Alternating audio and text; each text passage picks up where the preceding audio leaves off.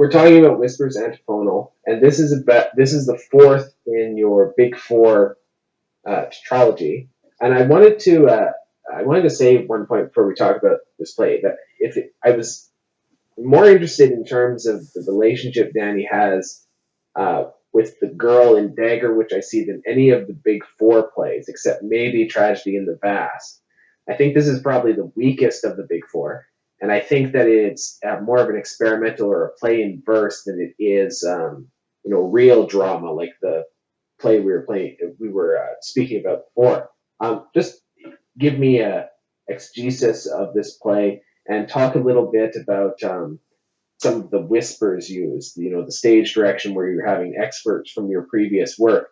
And I feel when I was looking at the experts, I read all of them, and I think that most of them are focused on very small moments, like, noticing a praying mantis or something of that variety, just as there's the sneaker scene in Big Frank that's reused. And I think that a large portion of the play is reused material. Yeah. So speak about why you chose certain sections and then how it relates to the main drama. Because I think even like the Adam and Eldon sections are reused. They reeked of deja vu to me. Yeah, there's probably about, I don't know, 60% of that is reused, because this is sort of set in Danny's mind. It's not as Twilight Zone-ish as the one where you have the characters and it's Danny waking up from a surgery.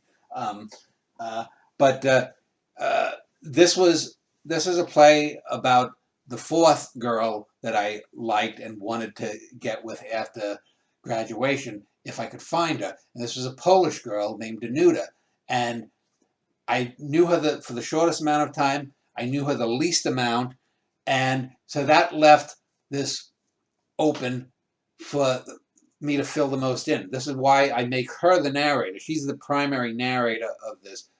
And Danny, I think there's some scenes where she's watching Danny from scenes from earlier in the play with the Eldon, and she and not Eldon, but the Adam is one of the two computer Jews that seems to somehow know all of these girls that Danny has a thing for. And then there's some Danuta. We don't, and this is because I don't really know, but there's some scenes where a black girl thinks Danuta is stupid, and she's making fun of Danuta, and Danuta is too dense to understand that she's being made fun of.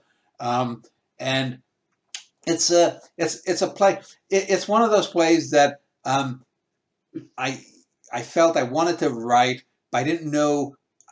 When I went in, I was totally open to letting it come as it would come, and it came as it came. The reuse, I think, I make good use there, and we find out a little bit that her father apparently back in Poland was taken by the Communist Party, and that's why her and her mother were finally allowed out of the country.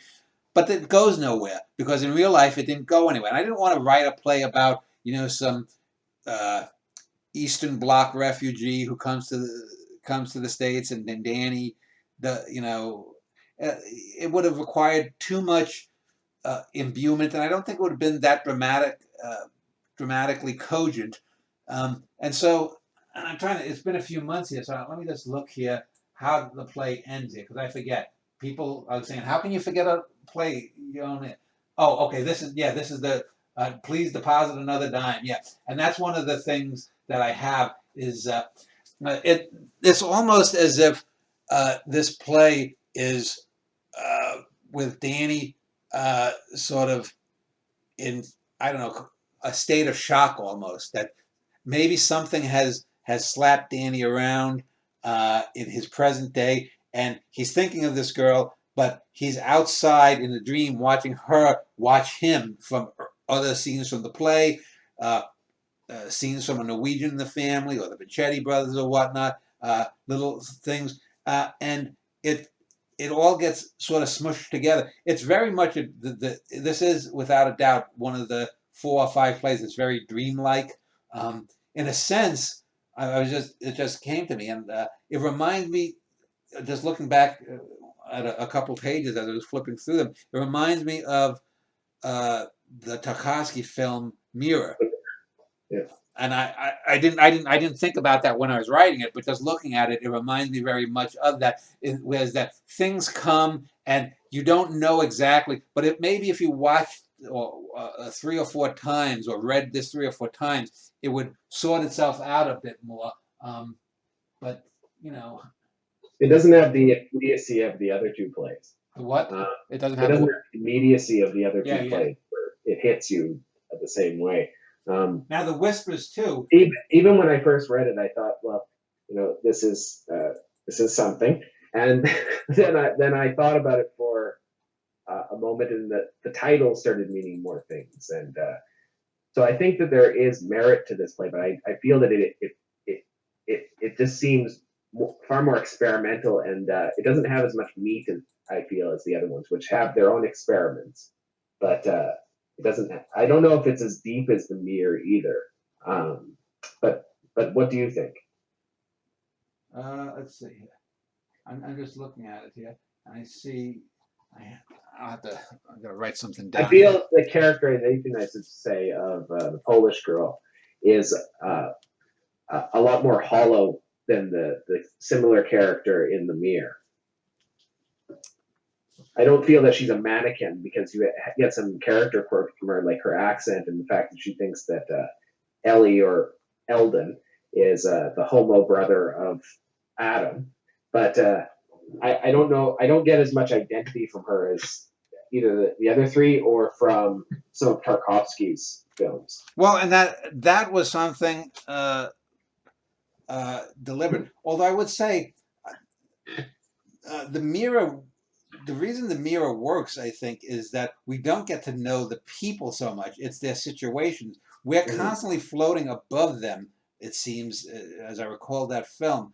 We're floating above them. And this one strikes me that way too. Yeah, I would say the Mirror is overall, it's a better film than this is a play. But this is, like I said, this does remind me of something like I forget the name of the play with Danny's coming out from surgery, and then it reminds me. I can look it up here. I think I know what you're talking about. It's the one with the alien, right? Yeah. Let's see if I can find I Other Than Human. Yeah, I Other Than Human. Now that's a more overtly Rod Serling-esque Twilight Zone-like play. This play is really. I do think it's better than those two experimental plays, the more absurdist theater ones, the Honey I've Come Summer and I Other Than Human. But an earlier play, this An Alter Animal, I thought it sort of had the Tarkovsky feel too, but I thought it was a bit deeper than this one. And again, Unalterable Animal, that's the play about which girl? That's the one where you're in your therapy sessions. Oh, and okay, that's right. There's that scene that sort of ends like high and low where the curtain comes down. Yes, yeah, that's right. But the thing is, all three of those plays, even this Unalterable Animal, are operating on 1 or 2 levels, whereas this is operating on 3 or 4. Now, it may not be as focused as I think that's what I'm missing is the focus of. I do think that it has about the same amount of focus as the two earliest ones, but just not this Unalterable Animal. I think that one is a better play overall. Yeah. I don't know. I'd have to in a year or two look at them. I don't even know if I would. Well, I guess you could say. I mean, this one has a lot more in it. This is a more viscous play. It's a thicker play. That one is a sharper, more straight. I also think that on stage, this Unalterable Animal can be translated either to literature or stage, whereas this one, it's sort of like that Janelle's Red Yaya play. You need a really good, just like Janelle's Red Yaya would need really good actors. This one would need a very good director in order to get it down right, so that the audience can appreciate it the same way that they would appreciate it as literature. Yeah, I would agree with that. And it's one of those things too.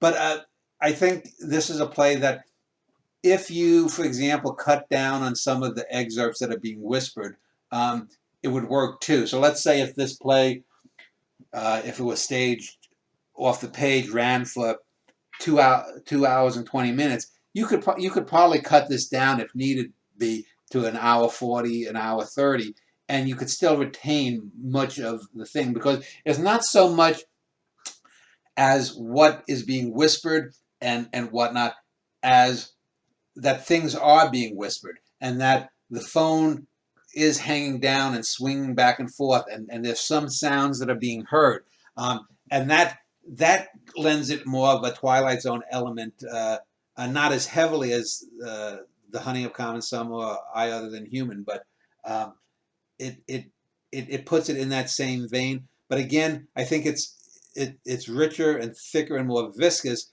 But that could work. That well, it certainly would be harder to stage than those other plays.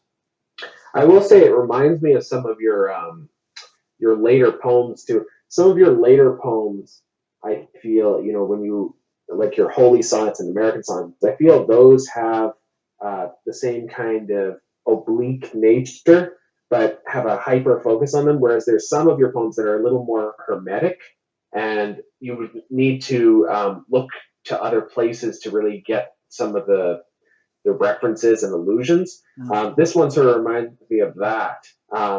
Particularly someone who's never come to your corpus, they may not realize that this is all coming from the same writer. But that's just as an isolated play. Well, that's one of the things too. When we were talking earlier about writing, is that you can't just redo the same things. I mean, this is I think I've now let's see. This was play number 57. The other one 58. So I'm working on number 59. So almost 5 dozen plays. Um, you know, you just can't go back to the well and do the same things. Especially since what 60% of the plays deal with Danny or my pursuit of females. Whether we're talking about the Emma Wardell character or the Rosanna Hobbs character, Megan Morrow, or any of the other Janie Fitz or what. Each of them was separate Janelle. Each of them were a different thing. So to just have Danny pursues this girl, Danny gets rebuffed, or Danny thinks he's going to win, Danny ultimately gets rebuffed or whatnot. It gets kind of boring. That's why, for example, with the girl, I forget the play now, but the one with the Desdemona character. This is why I included the scenes with Prince or the seeming Prince character. It gives a deeper sense of time and place that would be missing otherwise. And it's something that did happen. We did meet at this place owned by Prince, but you have to do different things, and you always have to try different things. And I yeah, was going to ask you too. Um, you can have any closing remarks. This is a difficult play to boil down and discuss. So if you want to have the last word about the play, go ahead. But before that, I wanted to ask you. You wrote this play, and I think the next one we're going to talk about. Well, you were writing a novel. How was that process? And have you done it before? I Have you think wrote I don't know if simultaneously? I'm not sure if I wrote Whispers Antiphonal. I think I finished that, and then I did the next play about As If a Promontory. I started with the novel, and I'm doing the musical, and I'll probably maybe have another play too. I don't know, but that's just I'm going with the flow. This is as we're recording. This is now almost this is what October 28th of 2019. So we're heading into the holiday season. Anyone looking at this hundreds of years from now might be like, "What the fuck is the holiday season?" And so because I work in a retail store, it's more physical. There's more shit to do. I'm more tired. So to be able to go back and forth and whatnot, rather than it just allows a little bit more of grease in my mind to slide back and forth between the stuff, and it just helps. And I'm going a little slower and letting things go where they may, both with the novel and the play I'm writing now, as well as the next play that we're going to talk about. But do you find when you're writing a novel and a play at the same time? And first of all, you didn't answer one of my questions. Have you ever done that before, where you're writing two forms at once? not two forms, but when I wrote Monarchs of New York, that's in 3 parts, and so I wrote the 12 short stories, and then the 4 middle longer stories, and then I think I wrote the first book of not American Lace. The first 21 Conversations. Then I wrote the whole of 21 Conversations, and then I came back and did the last section of Monarchs of New York. So I wrote a book in between that, but I didn't go back and forth together. But when I wrote my short stories, all my short story collections, what I would do is I would write a draft of each of the stories. And so if I did, say, 12 stories in a book, I didn't write each story individually. I would go write draft 1 of each of the 12 stories, then draft 2, 3, 4. By the time I got to maybe draft 5, I would have been done with maybe 4 or 5 of the stories. So I do another draft or 2, I finish a story, another draft, another story. And that way I get a cross-pollination, and there's an organic whole to it. Not that off the top of my head, I don't see that kind of cross pollination here yet, but it's a way to just go back and forth and not get stuck, and to if something happens and I got 3 or 4 days that I work on the play, then I go back and maybe I for a couple of days I write a few thousand words of the novel, and it's just a way to keep my mind fresh, especially when I'm so tired.